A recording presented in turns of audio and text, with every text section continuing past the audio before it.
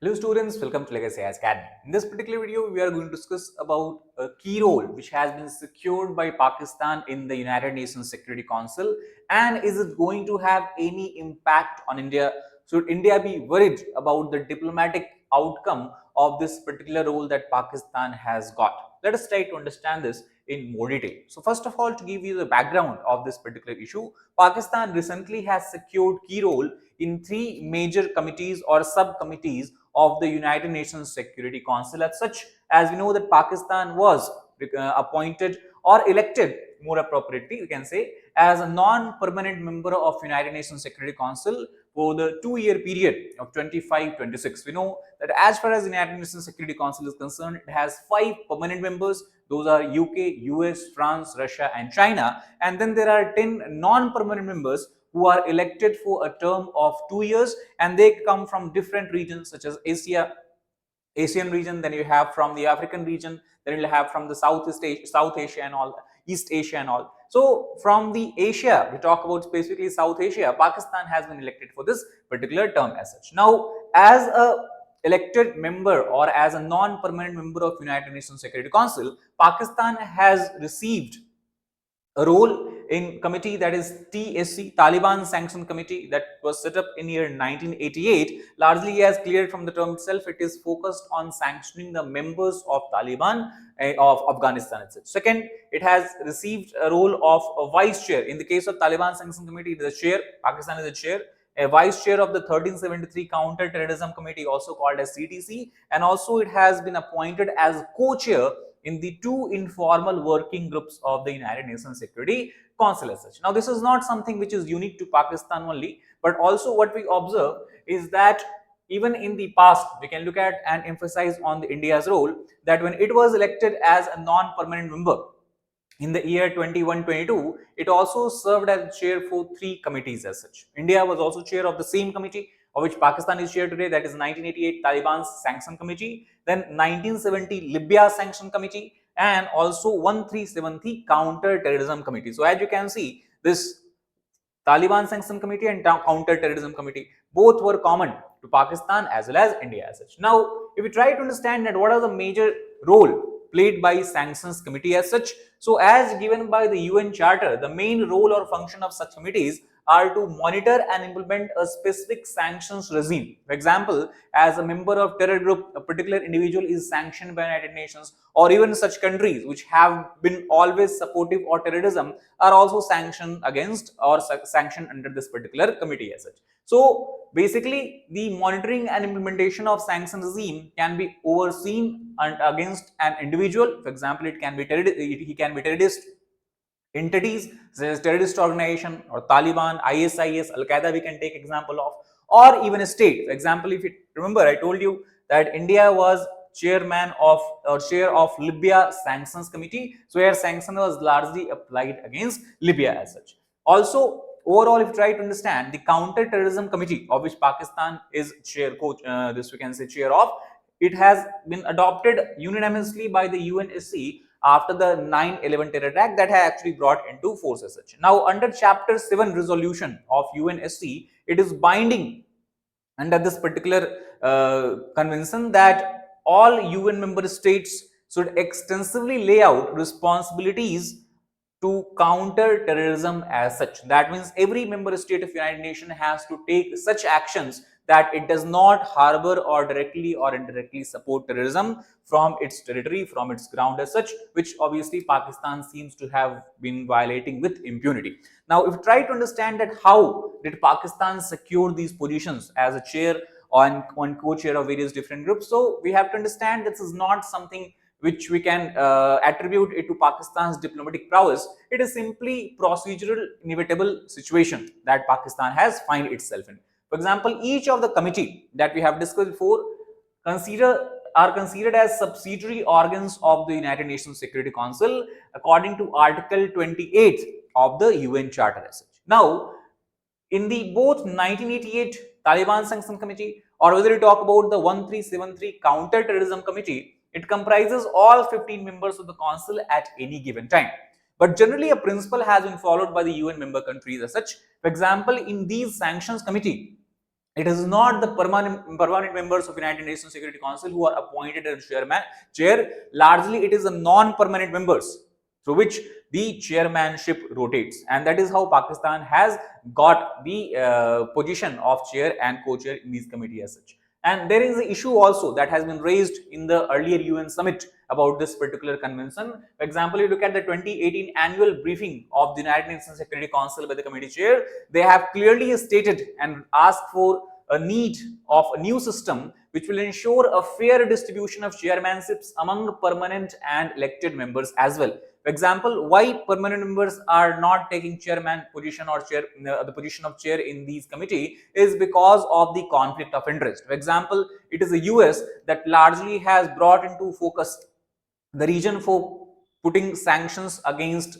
countries or against terrorist organization or against even the individual. So if US itself again is given the responsibility of enforcing, monitoring and implementing those sanctions, there can be a particular extent of conflict of interest. That is why the non-permanent members are the one who are given responsibility of being chair of these. While this older system continues, the council also looks to select its committee chairs in a balanced, transparent, efficient and inclusive way. That means one thing we have to understand, that though Pakistan has become chair of this committee on the ground of being non-permanent member of United Nations, we also have to understand that Pakistan to some extent enjoys the support of the other members of the United Nations Security Council, and this is something that is reflected by UN principle, where it provides chairmanship in a balanced, transparent, efficient and inclusive manner. So this is the thing that we have to keep in mind here.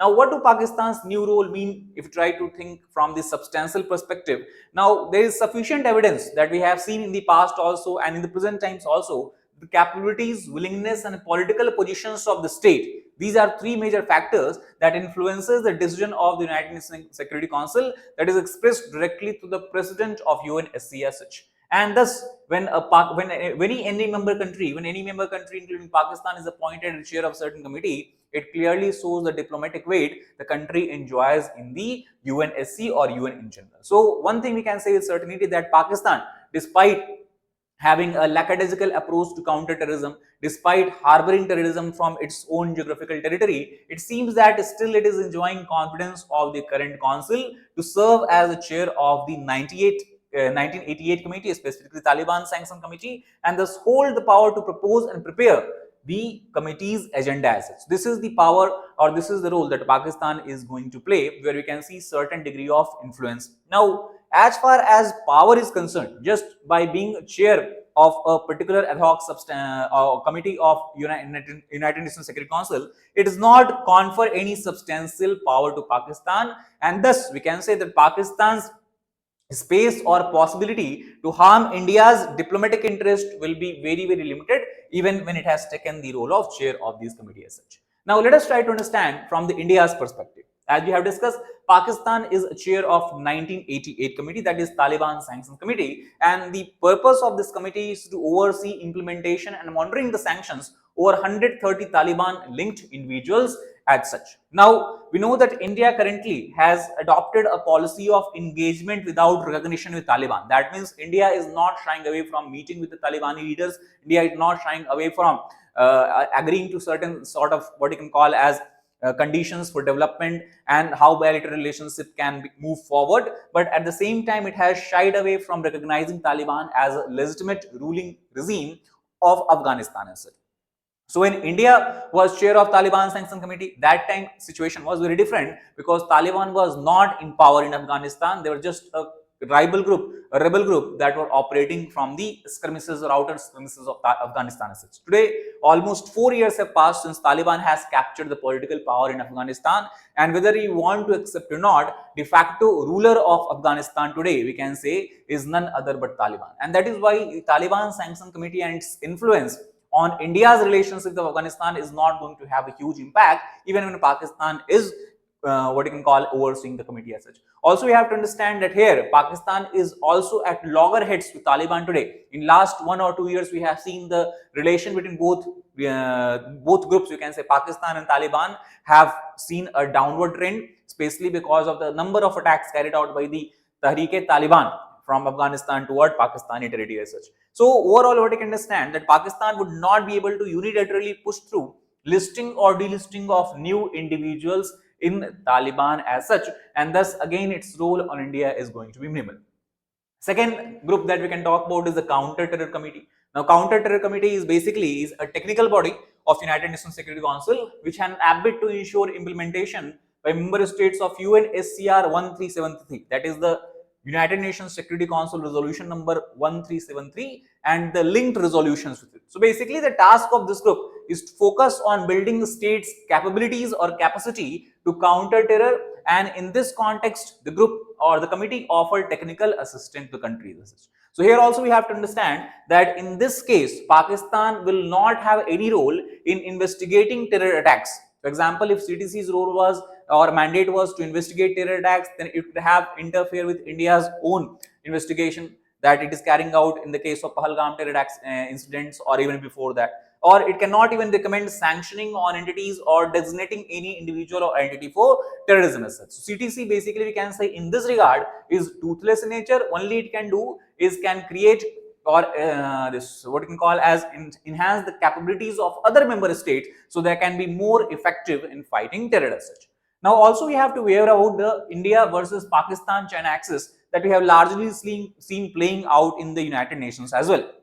For example, earlier many times when India wanted to designate any member of any terrorist groups or any individual as a terrorist, many times those terrorists who are based in Pakistan, both Pakistan and China have largely we can say they have protested against this and they have not allowed India to do so. So here we can see Pakistan's instrument of influence where it can use to prevent Indian efforts at designating key Pakistan-based terrorists with China's backing as such. But again, we have to be mindful here that Pakistan's role as chair of those committee will not have any direct influence. Why it is so? Because it is the 1267 committee, as we have discussed, is the one where at least 50 sanctioned individual or terrorists are linked to Pakistan, and in this particular committee Pakistan neither holds the chairmanship nor holds the vice chairmanship. So for India, neither the Taliban sanctions committee nor the 1373 committee is important. It is the 1267 committee is important for it from its security point of view, and here Pakistan have a minimal role to play. That is why also we have to understand that Pakistan's influence is going to be very limited as far as India's interest is concerned. Also, one example we can take is of Abdul Rauf Azhar, who was then deputy chief of Jaish-e-Mohammed, which has been involved in attacks against Indian soil or on the Indian soil. For example, whether you talk about the Uri attack or whether you talk about Pathankot attack.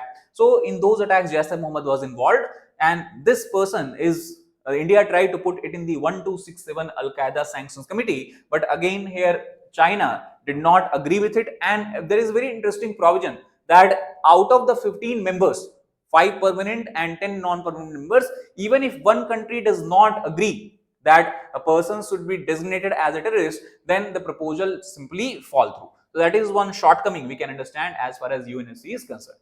Now, rather than being the chairman and co-chairman of this committee, the biggest concern for India will be in the month of July when Pakistan will take over as the presidency of United Nations Security Council. As far as the presidency is concerned, presidency is granted to countries on a rotational basis, and earlier also when Pakistan was president in United Nations Security Council, it has used the council to divert the focus of United Nations toward the issue of Kashmir, because Pakistan since beginning has taken this approach of internationalizing the bilateral dispute between India and Pakistan, specifically related to Kashmir as such. Not only that, there is also a concern that Pakistan will use its power and its authority to gloss over its own inadequacies in countering terrorism. For example, last time when Pakistan was president of UNSC, just few years after Osama bin Laden was found in Pakistan, it has then chaired meeting of counter-terrorism committees, and it was preaching countries that how we can tackle terrorism and how to increase the capability as such.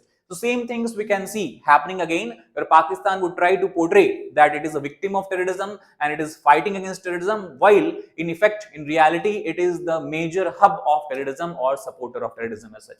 No special substantive power, obviously, again, will be granted to Pakistan just by being president of the UNSC, but obviously there will be procedural advantage that Pakistan would try to take advantage of. For example, one procedural advantage that UNSC presidency gives to any country is that it can convene a closed door or informal consultation of the council. Now, the closed door council committee meeting, whatever is discussed is not open to other countries, and thus India will not have any access to information that what Pakistan is discussing with other non-permanent members, especially if it is about India as such. So this is something that can be of disadvantage to India as such. Now, from this entire discussion, also one thing we have to understand that the way how UNSC has been functioning, how the committees work, and how the members or the countries are chosen to head a particular committee or even become president of UNSC points to a failure, a large failure of Security Council.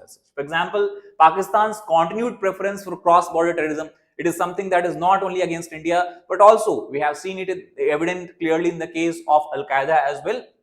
And this is a policy instrument which has been used by the Pakistani state, both by the civilian government as well as military as such. Against India specifically reflects the larger structural failures as effective instrument to check terrorism. For example, one of the major function of UNSC and its committees is to ensure that the cases or instances of terrorism can be brought down drastically. It is largely to ensure that countries who are engaged in supporting or backing terrorism are penalized heavily. But here what we are seeing that the countries such as Pakistan, who has always preferred cross-border terrorism, is not only not being penalized, but it is even given the chairmanship of the committee which is heading counter-terrorism. It is being appointed as a president of the United Nations Security Council as such. So this is the larger failure that we're talking about. Also, what we have seen in the many of instances, the committee does not engage in substantial debate as such. So again, the effect is very minimal. Third, as we have discussed, there is a consensus-based model that is followed, where a single biggest inhibitor to committee effectiveness can be considered to be this model. I told you that in the case of Abdul Rauf, when India wanted to put him in the sanctions committee, only China was the member country that time of that 15 members of UNSC who was against this proposal, and because of China's disagreement, the entire proposal simply fell through. So that is what we're talking about. That consensus model is that every country has equal power to make sure the proposal passes or whether proposal fails as such. Also, we have to understand that as far as United Nations Security Council Resolution 1373 is concerned, it clearly states that no member nation of UN would provide safe harbor to terrorists or terrorist organization as such, which Pakistan seems to have violated continuously. And still no action has been taken against Pakistan. Even in the recent case, you try to understand, just when Pakistan was behind the Pahalgam massacre in India, India launched Operation Sindoor, and after that we have seen IMF providing loan to Pakistan as such. So it seems that not only the country like Pakistan is not being penalized, but they are even being provided money and loan to carry out their activities and support and back terrorism as such. So this is the large failure that we have to be evident about.